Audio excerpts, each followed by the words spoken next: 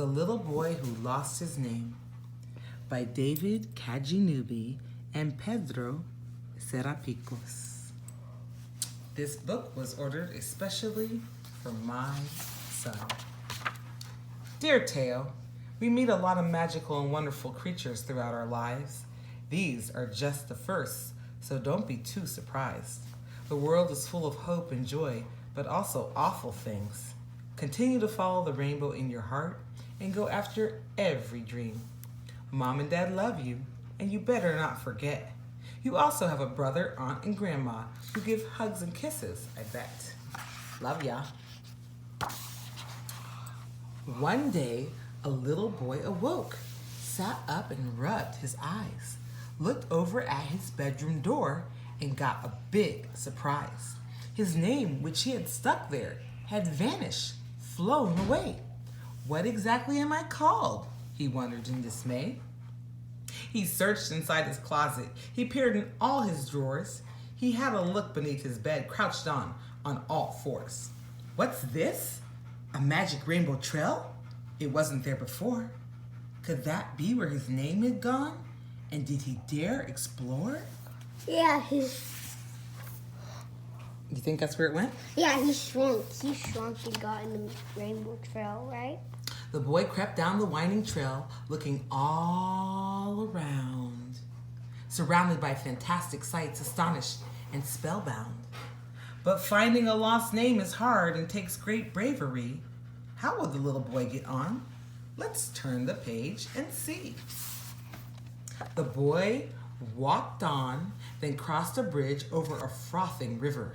But when he got halfway, he heard a cry that made him shiver. Who goes there? A deep voice roared. Out jumped a hairy troll. You chose the very worst of places for your morning stroll. I'm sorry, the boy stammered. He'd been given quite a fright. But have you seen a missing name? Mine disappeared last night. You've lost your name, is that it? Goodness gracious, golly gosh. This is how the troll spoke. He was really rather posh. My name's Troll, he proudly puffed, which starts with letter T. Look, like this one round my neck. Do take it, please. Feel free. Oh, thank you, said the little boy. You're sure that you don't mind? I've heard trolls were horrid, but you're really very kind. The troll coughed in embarrassment and scuttled into his lair. Run along now, he called gruffly. I've got folks to scare. The boy met a colossal beast with an immense behind, who cried, You've lost your name. Oh dear, that's an awful bind. I'm an animal, she said, that never forgets, never. I'm called an Ella Fork, hang on, Ella Feather. She frowned and sniffed and settled down onto her vast gray bottom, then sighed deeply and sobbed and said, You know, I've clean forgotten. Now, the boy said kindly, there's no need to feel so sore. That trunk and those tusks, those big ears, you're an elephant for sure. An elephant, the creature cried. Oh, how could I forget? And she sprayed water happily, making the boy quite wet. But oh my goodness, you still don't remember what you're called. And with a pen held in her trunk, she very quickly scrawled, Here, an E for elephant. It might help you out. Keep it safe. You'll find your name, of that I have no doubt. Who made that? Sitting down against a tree beside the babbling brook, a monster was absorbed in an extremely clever book. Hello, young man, it warmly said, and just what brings you here? Oh, please don't eat me, said the boy, all quivering in fear. It chuckled. Eat you? No. I live on nuts and the odd berry. Little children don't agree with my delicate belly. What does don't agree mean? Shh.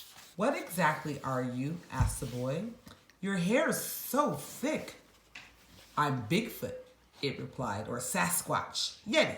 Take your pick." "My problem's quite the opposite," the little boy exclaimed. "See, ever since this morning, well, I don't have any name." "Ah," the monster cried, "an existential gripe for sure, but just the sort of problem I like knocking at my door." It gave the boy a letter. "Here, since I've got names to spare, take this Y for Yeti and on. Your tasks, your tracks, do take care. On your travels, do take care." The little boy went on his way up and down and round, completely lost but happy with the letters that he'd found. He smiled as he remembered the great characters he'd met, and he wondered how much crazier this escapade could get. The sun was warm, the sky was blue, and he fancied a rest, and so he stretched out on the grass and thought back on his quest. His journey had been fun so far, and he'd hardly been scared. He'd done things that most other boys never would have dared. But still, he'd be much happier once he found his name. So he got up, squared his shoulders, and set off once again. The boy wandered across a plain, name nowhere to be found, and saw a strange big feathered beast, head buried in the ground. "Hello there," said the little boy. "What's wrong? Have you got stuck?" "I've lost something," the beast replied. "I've searched but had no luck." "Join the club," the boy replied. "My name is vanished too." "Gracious," said the beast. "Your name? Well, that will never do." The beast was wearing jewelry and looking super chic. "I'm an ostrich," she explained, "who's having a bad week. What I love the most in all the world are things that jingle jangle, gold and sparkly diamonds, but I've lost my finest bangle."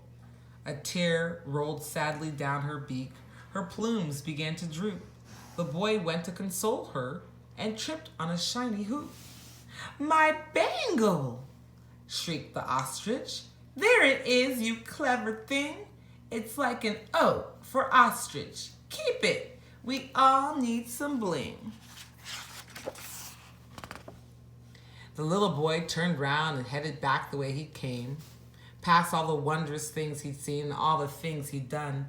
The magic trail was waiting, and he followed where it led, back to where his journey started underneath his bed. "Yippee!" he cried out happily. "No searching anymore." The letters he'd been given, can you guess what they stood for? He felt so tired and weary and yet so full of joy. What a quite amazingly courageous little boy called Teo. Say it louder. Teo. Called Teo. Teo. Good night. Good night. Love ya. Love you. But Dad said I can stay awake more.